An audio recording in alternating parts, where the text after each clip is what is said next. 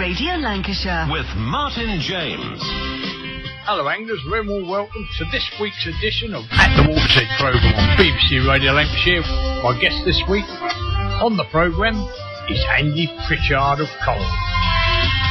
BBC Radio Lancashire. In this second programme, covering the work of the Wild Trout Trust, I take a close look at the East Lancashire branch of Trout in the Town scheme with Colne Water Angling Club, and one of the Trout in the Town stalwarts is Andy Pritchard, Vice Chairman of Colne Water Angling Club and Secretary of the Trout in the Town project in the Colne area, who initiated the project and got the Wild Trout Trust to visit Colne Water. The main aims of the project are to encourage youngsters into angling and the conservation of our river systems and the countryside that we are so lucky and privileged to have.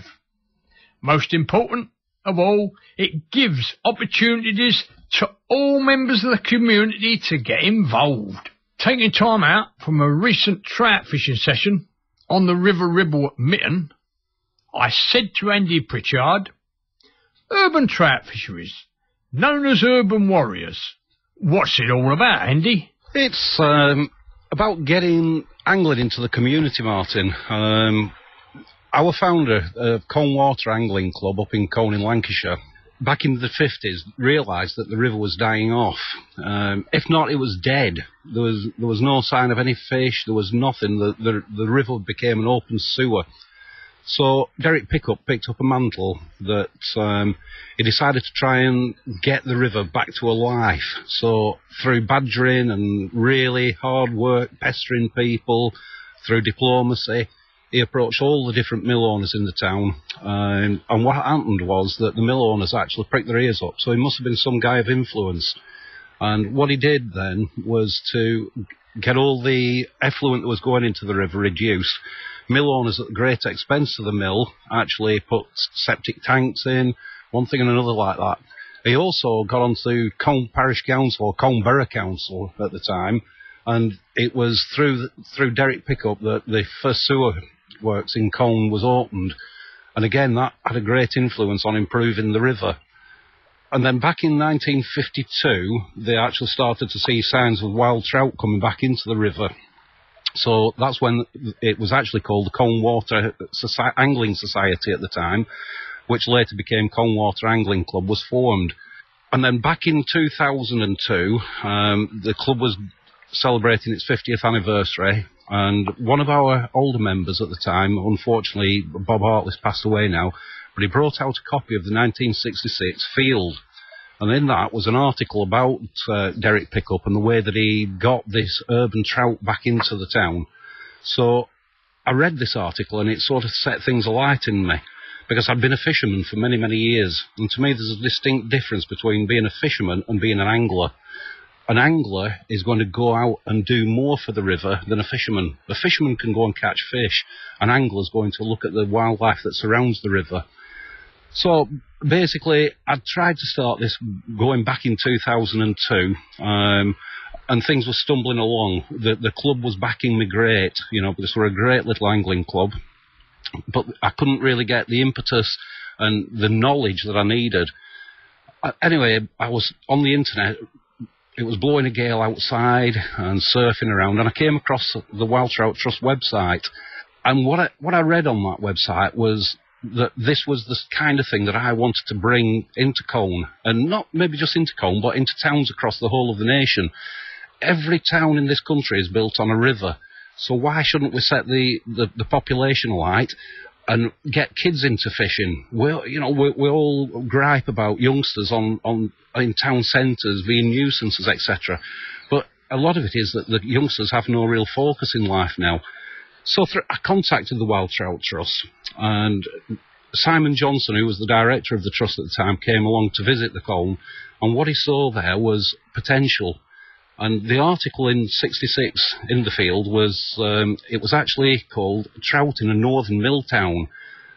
And we'd walk the river, and Simon just couldn't believe the diversities on that river. There are great stretches that have been really touched by man. There are real rural stretches where man's never been anywhere near.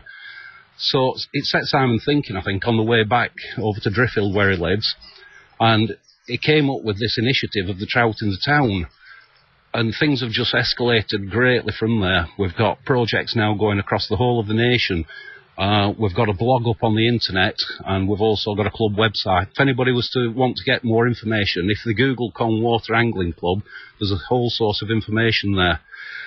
From the back of this, what we're trying to do now is get all of the community groups involved. We've got Friends of Greenfields Nature Reserve in Colne, just at the end of the M65. We've got Friends of Ballgrove, we've got the Millennium Green Project. And through these people, what we're trying to do is bring all sides of the community into angling, and not just into angling, but into conservation in general. Because if we can get the river right, the invertebrate life right, it knocks on into the bankside environment. Obviously, that'll then bring youngsters along, because there's nothing like doing a kick sample in a river and having a big tray full of bugs, separating them out, identifying what they are, and then getting a youngster to tie the fly that's then going to catch the fish, but also the knock-on into the bird life, etc. Kids love river dipping. They do, yeah. We actually, the club actually bought a marquee not a long time ago, and what we did, we went to Broughton Game Fair through our secretary, Robin Varley, who knows Mr Tempest down at Broughton Hull. And Mr Tempest invited us to go and stand on the game show.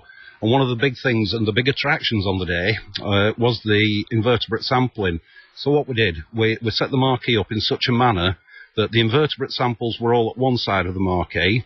Inside the marquee, we had loads of images of fishing, of wildlife conservation, everything to do with the river life and the bank life.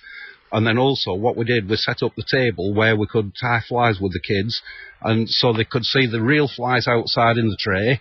They could come in, tie a fly, and then go and compare the fly with the real ones. We had images of flies from under electron microscopes. And then at the other side of the marquee, we actually had Charles Jardine, who drove up all the way from Dorset, and Charles was actually doing cookery demonstrations of game. So again, it's the introduction that the wild trout, yes, if we can make it sustainable, then it is a food source. And, and it's a very healthy food source too. So the life cycle of that trout is complete. And a great thing about all of this, Andy, is that you get kids into fishing. They're not going to throw a rock through your window. They're not going to stick an hypodermic in their arm when they're a teenager. They're going to be an achiever. Because not everybody can go and catch a fish, but most boys and girls can if they try and have a bit of tuition. And let's not forget the girls, because the girls make good anglers, good conservationists. They care about the countryside. Absolutely. And a lot of this project is about cohesion, because we live in a multicultural society now. And I think that we need to get everybody from the community involved in this, and to realise what a resource that river is that's running through. And the rivers that run through our towns aren't just a conveyor belt to take our rubbish somewhere else downstream. So if we can capture the youngsters, we can get them understanding the river. Perhaps they're not going to put the brick through the granny's window like you say, but perhaps they're not going to throw a carrier bag full of rubbish or a load of roadworks barriers into the river. And that makes it a more sightly environment where people want to go and spend time. And that's all part and parcel of this, really.